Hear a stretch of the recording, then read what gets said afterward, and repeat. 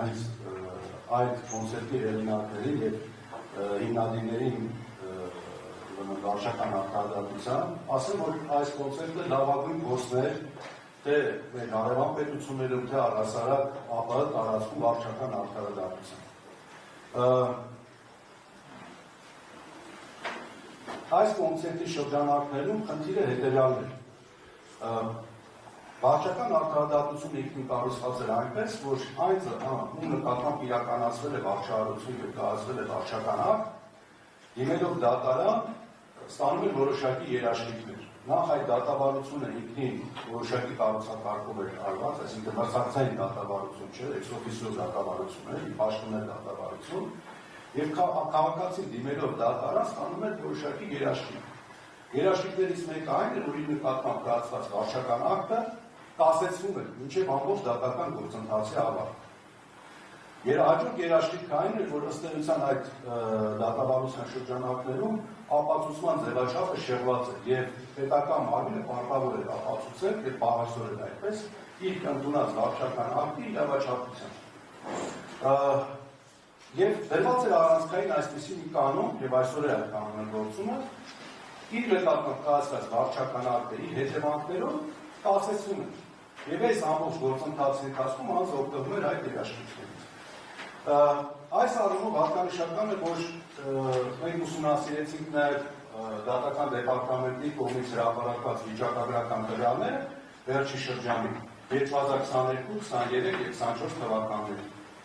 Ասեմ, որ վիճակման հայցերը, այսինքն այն հայցատեսակները, որով որ քաղաքացիները վիճակում իրենց նկատմամբ կայացված վարչական ակտերը, 75, 74, 80%-ով բավարարվում են։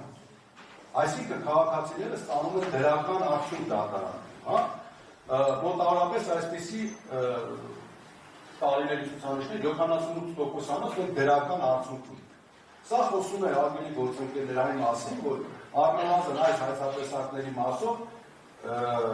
դատարանները արձանագրում են անորակ վարչարարություն։ Հետևաբար ամենևին է տրամաբանական է իր նպատակին է ծառայում այո հենց վարչական ակտերի կասեցումը, քանզի մենք ունենք նմանատիպ արձանագրում։ Ասեմ, որ մոտավորապես համամասնությունը 3 տարի, դա 20,280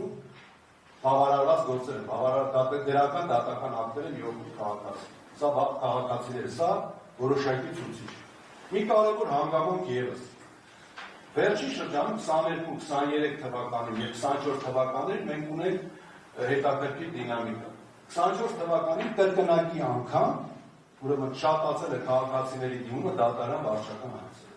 Սա խոսում է այն մասին, որ մեզ մոտ արդյունավետ այս առումով, ստացված արդարադատություն է իրականացվում և քաղաքացիները ստանում են դրական արդյունք։ Եվ կարծում եմ, որ այս պայմանները ինքնին և այս թվերը խոսում են այն մասին, որ որևէ կերպ անհրաժեշտ չէ, որպեսզի նմանատիպ մոտեցում կիրառվի։ Նախագծի հեղինակները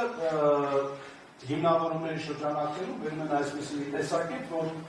քանի որ մենք արդեն իսկ օրենքով ունենք որոշակի բացառություններ, երբ որ վարչական ակտի դիմելով դատարան վարչական ակտի գործողությունը չի կասեցվում։ Բացառությունները քանի որ գնալով ընդլայնում են, եկեք գործենք հակառակ, եկեք հակառակի տեսանկյունից գնանք։ Եկեք թող վարչական ակտի գործողությունը չկասեցվի և եթե քաղաքացին դիմում է ուրեմն դատարան, թող մի հատ էլ հետը հայցի, որ իր նկատմամբ կայացած վարչական ակտը չգործի, միջնորդություն անի։ Ստեղ մենք ունենք երկրորդ խնդիրը։ Նախ հայցի ապահովման միջոցը իրավաբանական տեսանկյունից դա լրիվ այլ ինստիտուտ է, և ըստ էության դա այն երաշխիքը չէ, որ արդեն իսկ կանգնագրված է օրենքով, և մի կարևոր հանգամանք ևս,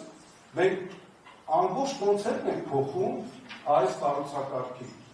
Ամբողջ կոնցեպտն ենք փոխում այս կառուցակարգի այն առումով, որ անձը ըստ էության զրկվում է այդ երաշխիքից։ Նա պետք է ստիպված լինի հիմնավորի համոզի դատարանին, ասի հարգելի դատարան, այն նկատմամբ կայացված վարչական ակտը եկեք մենք դրա գործողությունը հետաձգենք, հետևանքը հետաձգենք, մինչև դատարաններ կարող է համոզվել, թե ոչ։ Բայց ես կարծում եմ, որ ստեղ մենք ունենում ենք հաջորդ խնդիր։ Մենք ստեղ խնդիր ենք ունենալու արդեն պրոֆեսիոնալ ներկայացության։ Եթե մեր կոնցեպտը այնպիսին է, որ քաղաքացին չունենալով անգամ իրավաբանական գիտելիքներ կարող էր գնալ վարչական դատարան եւ ստանալ այս արդարադատության օգնությունը իր նկատմամբ կայացված ապօրինի վարչարության, հա, մենք այսօր դրանից զրկում ենք։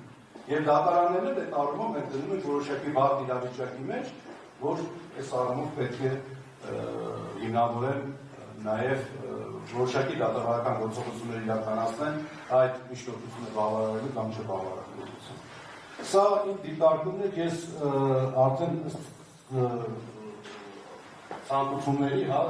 դիտարկումներ ունեմ, խոսքը փոխանցել իմ գործընկերներին։ Համեցեք համոզում։